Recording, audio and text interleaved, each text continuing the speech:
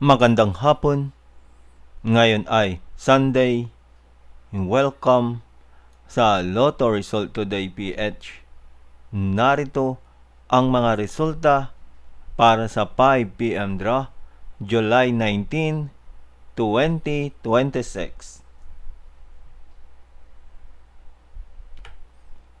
Para sa resulta ng 2D Lotto, 15 at 28.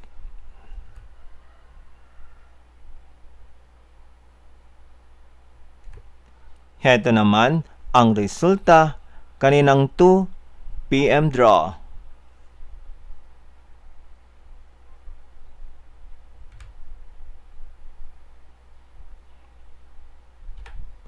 Para sa resulta ng 3D Lotto, 6, 0 at 8.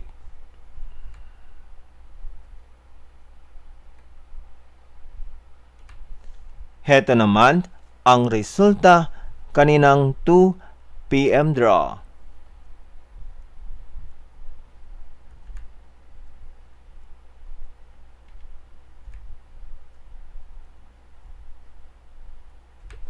At yan ang mga resulta ngayong 5 PM draw ng Sunday.